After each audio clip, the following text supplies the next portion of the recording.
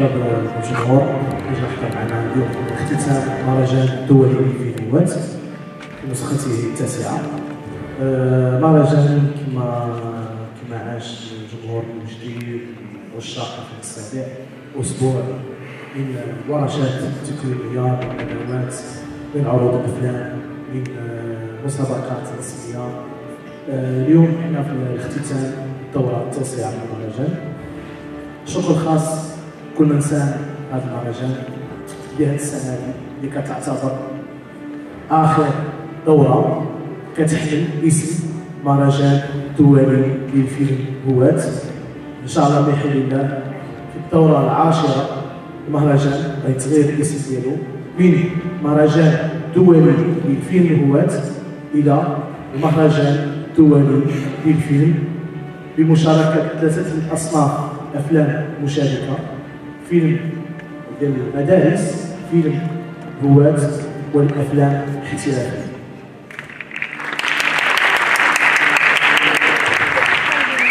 يقال لكل بداية نهاية، ونهاية النسخة التاسعة من هذا المهرجان هي بداية جديدة لكل الأفلام المشاركة. وهذا المهرجان عرف مشاركة 12 فيلما في مسابقته الرسمية. هذه الأفلام عرضت على لجنة تحكيم، وفي الحقيقة عرضت علينا جميعا. ويقال أيضا لكل مجتهد نصيب، والنصيب اليوم هي الجوائز، جوائز المهرجان الدولي لفيلم الهوات. أريد تصفيقاتكم جمهور مصر.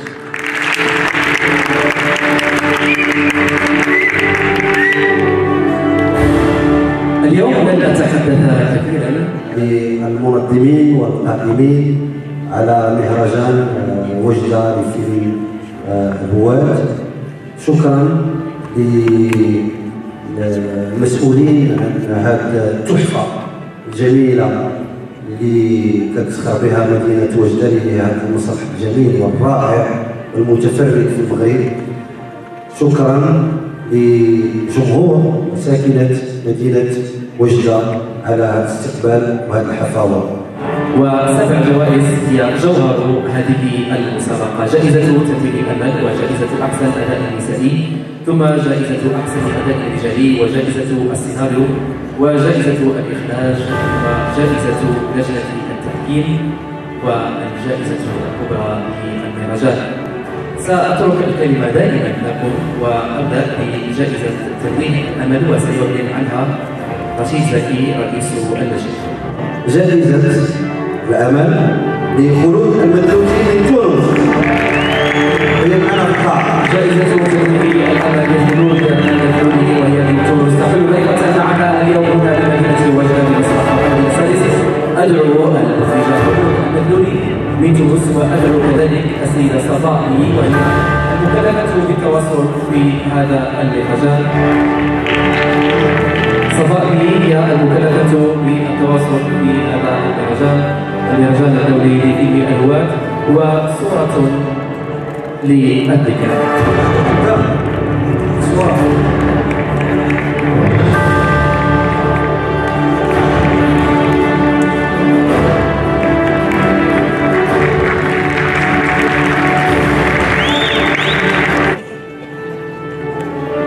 أحسن أداء نسائي الممثلة جميلة شارك عن فيلم الطريق المجهول لعبد نشان المغربي.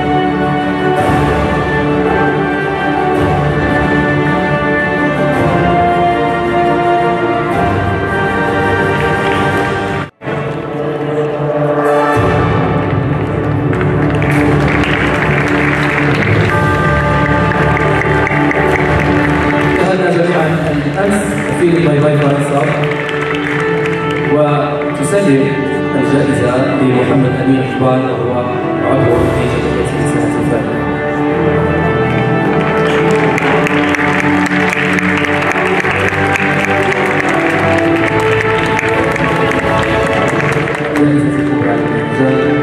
شكرا لكم المتابعين للصور.